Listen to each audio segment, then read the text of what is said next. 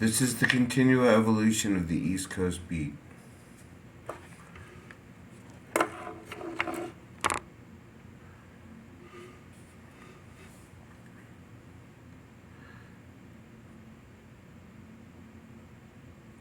When I first moved to the States, I was 3 years old, so I really don't have a lot of memory of anything before that.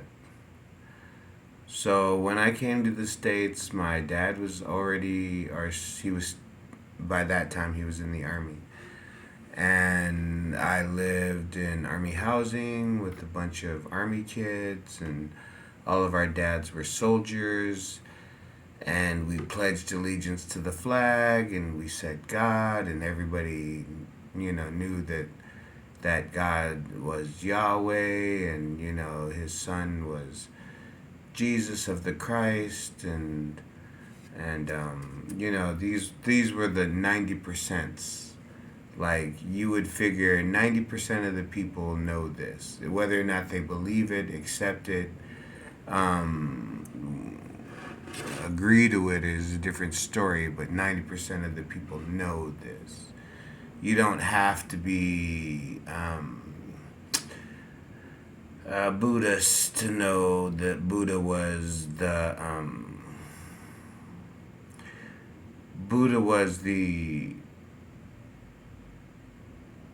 incarnation of man at the time, in which they chose to tell the story of the cycle.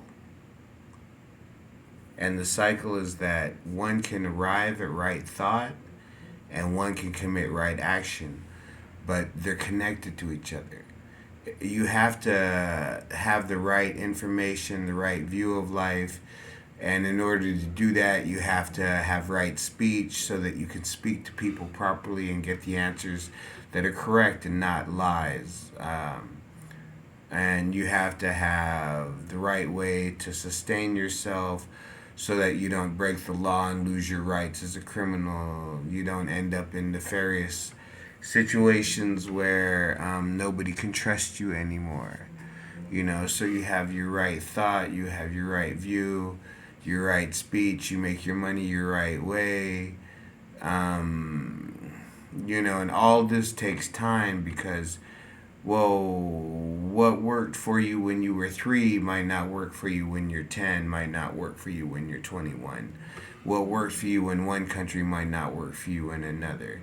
And as they say, the world does change. And I agree, because there was a time when I thought the way that I thought was not of the era. And now, according to what I hear about people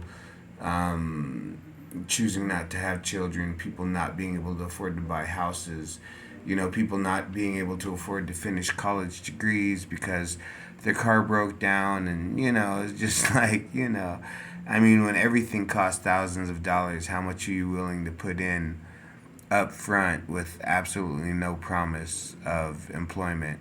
One of the last things I did that would have paid me enough money to maybe, step up a little bit in life was I was going to school to take x-rays, to be an radiological technologist.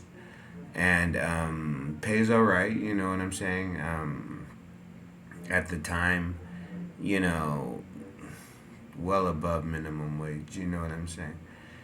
People had nice cars, they had houses, they had swimming pools built in and barbecue pits, and they had, I mean, between two people that were both making $60,000 to $100,000 a year at the time, you could do these things. So that's that was like one of the last opportunities that I had that came with that kind of salary range. And if my car broke down, that stressed me out. There was problems,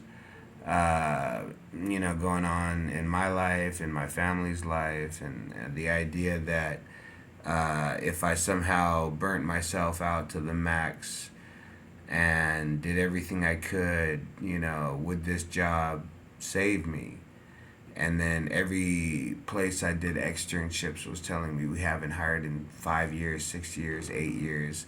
We haven't hired in 10 years. And I'm like, they pump out 1,000 students a year.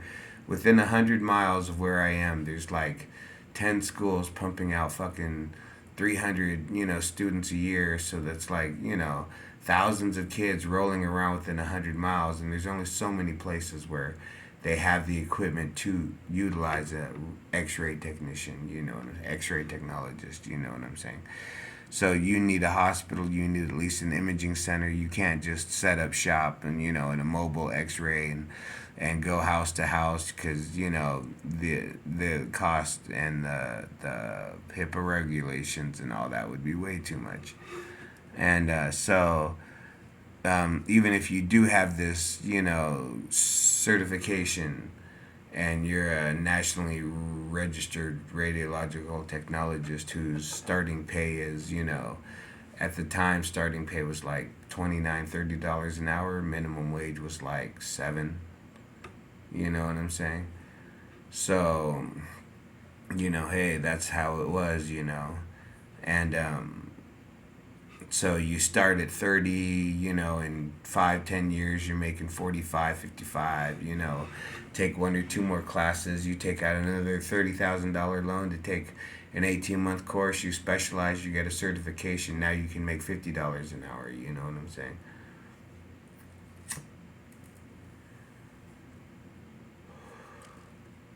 But things happen, like I said, is I just, I wasn't absorbing the notes right. I wasn't writing the notes right. I wasn't reading the notes right. I would read the textbook, and the textbook would seem to make more sense. And they kept saying, well, we don't follow the textbook like this. This is how we do it. This is how we get our graduates to pass the national. But I'm like, but according to the national textbook, So I didn't, I was having problems thinking to myself, if this is an on the job, you know, learning experience, then we should be spending our time in the hospital doing the job, not spending our time in school learning about the history of x-ray machines. I understand, it's not a job, it's an occupation, it's a career.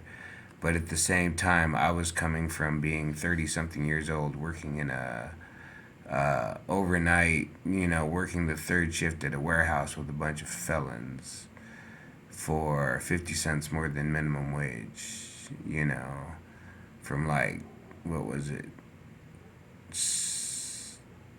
I remember we got off at 3:30 in the morning, so, that was third shift. And so all of a sudden I'm wearing a pair of scrubs and washing my hands and being told, you can afford a Dodge 1500 fully loaded truck too, that's what I got. Oh, me, I've got a Range, I've got a Armada, I've got a 5 Series BMW. It's like, shit, I've got a 23-year-old car that I bought from a mechanic that I bought with problems that I've never been able to fix,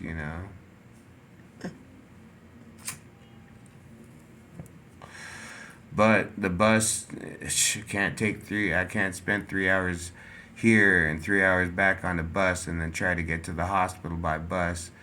It's like, oh, somebody did it. Well, congratulate that motherfucker for me, because I can't, you know what I'm saying?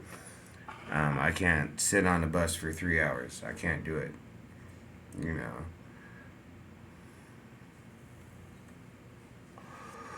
I mean, if I was going to go visit my, my grandparents in Ohio, I could sit on a bus for 3 hours. But if I had to sit on a bus for 3 hours to go do 8 hours of free work and while living off of a cup of ramen noodles, I eventually I just couldn't do it. What can I say? I mean, you know, I got myself through football. I got myself through wrestling. I lost 20 pounds when I wrestled. I cut 20 pounds of weight. because the guy at my weight was just too good. I couldn't. And then even when I cut weight, I still couldn't. I was C class, which was the third string wrestler. So my high school senior year, I was the third string wrestler because it was my first year ever wrestling. I didn't know what a heel pick was. I didn't know how to properly pin anybody. All I knew was I would just get him down and wear him out. And I only won one match the whole year, and that was basically because I crushed the guy until he tapped out. I submitted him. I did not pin him. I crushed him until he basically smacked my arm so much that the referee said that it was over. I didn't have a lot of skill, but like I said, when I was young and I saw pictures of the army when two opposing armies would meet, after they would stop shooting each other, some of them would clash rifle to rifle, but some of them would simply throw their helmet at the other guy, get in close, and throw him to the ground. So if I was gonna join the army, that's what I figured I would probably they would teach me how to fight rifle to rifle, and I was gonna get an edge up on this, getting a guy to the ground. So I decided to wrestle. I remember I wanted to take boxing, but they didn't offer boxing. No, high school at the time offered boxing, and even in Colorado, when I had the money, I was not really concerned, and I knew that I was going to join the military. I didn't necessarily train traditional martial arts. I didn't need that. I needed the actual rough and tumble, 0 to 100. You know, I'm asleep 1 minute, next minute the flares go off. We've got people inside the perimeter. I've got to run outside with an M16 and, a pair of boxers on. And I'm supposed to fight off the bad guys while half asleep, not knowing what's going on. You know what I'm saying? That's what I had to get myself ready for. Like I said, I knew I was never, well, I had problems with my knees before I joined the army, so I knew I wouldn't be infantry, so I knew I'd never kick down the door. But when they offered the Bravo series as a cook, I took it. You know what I'm saying? Um,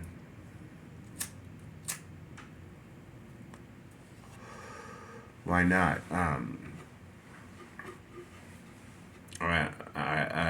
I was able to do one tour. And by the time we came back from the desert and they asked, we were walking through and they wanted to inspect my bags for contraband, which was usual, I guess. So I had to pick my bags up and move them over. And I remember my buddy at the time even offered a hand, and I was like, no, man, I got this. You know what I'm saying? And I picked up my rucksack and my two duffel bags that were full of 90 days worth of deployment shit, and it hurt, you know. And I had been to the chief earlier during the deployment, and I was telling him, man, these clutches are really killing my knees, you know what I'm saying? Like, the 5 tons back home don't drive like these, you know what I'm saying? And he said, when we get back, come to the office. So I went to the office. They took an x-ray. They said that my bone was growing through the cartilage and da da da. So when they asked if I wanted to re-enlist, I told them thank you, but I even though I was never infantry, I still enlisted as a Bravo series, and that meant that I was a field cook. It was what we were called at the time, 94 Bravos. So I enlisted as a Bravo series, and I was a field cook. And when I considered myself no longer capable of operating in the field, when I considered myself no longer combat effective, I took myself out the situation. Um, no ego, no pride. Thank you. I would have loved to have taken a desk job and lived in Germany another 4 years, dating girls and eating cheese, but I'm not combat effective. Top. I gotta go. Um, when I signed up, I signed a contract that wherever you guys go, I'm there giving you hot, Joe in the morning and pancakes with syrup. And, thankfully you gave me a truck to drive instead of made me march behind some moving vehicle. So thank you very much. But I'm no longer combat effective. So as a Bravo, as I considered myself a Bravo Series soldier, being no longer field effective, hey, thank you for offering me the opportunity, but I'm gonna take my honorable instead of my ride it one more time and then blow out my kneecap and take a medical. You know what I'm saying? For a kid that will once for a kid who spent for a kid whose only other experience in a place that hung the American flag was juvenile hall. The army was great. They fed me. They let me run wild. They let me play games. They worked me hard. They worked me so hard that I could go to sleep every night. I don't think I ever had a sleepless night in the army unless they wanted me to stay awake the whole night. So, and like I said,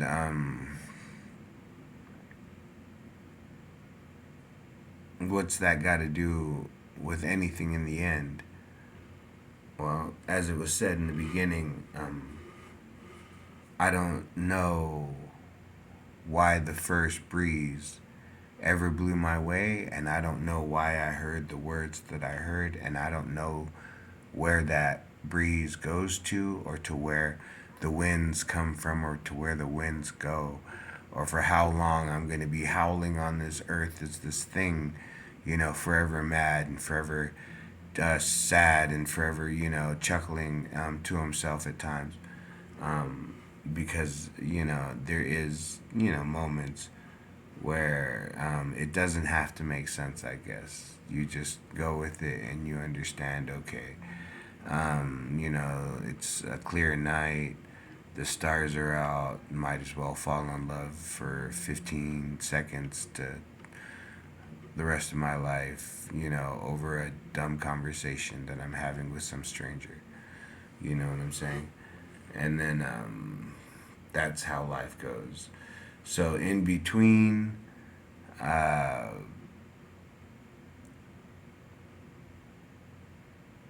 I don't know what's possible in life, but I know that if you want something and you start to move towards it, even if you stop for a while, if you're still doing things that help, then that's probably where you're going. If you need to do something otherwise to make money or not be homeless, take care of that first.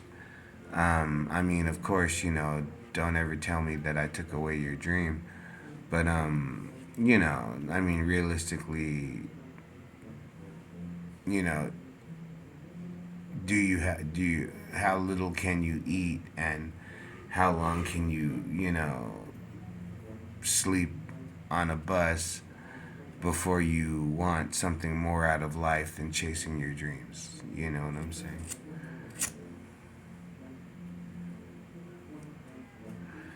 But at the same time, if you continually have a thought, try to fulfill that thought. If you continually have a life dream or purpose, try to fulfill that life's dream, and that will be your purpose. You know what I'm saying?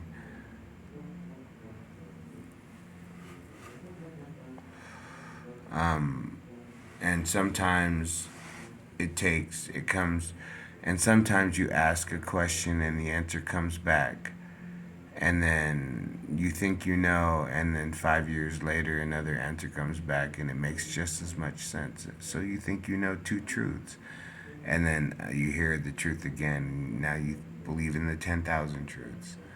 And that's how this all starts and ends at the same time. You know, in one moment I am all, in one moment I am absolutely nothing. In one moment, I have experienced the light. In one moment, I know the cold. That's just how it goes. The continual evolution of the East Coast beat. What's possible in life? I mean, You know, I've seen the Mississippi 6, 7 times maybe. Flown over it, driven over it, but I've never stopped along its banks. I don't know. I just always figured one of these days that was just something I would do. You know, I'd go find some place to sit by the side of the Mississippi, maybe drink a little sangria, smoke a little, rolly, and yeah, you know, what can I say?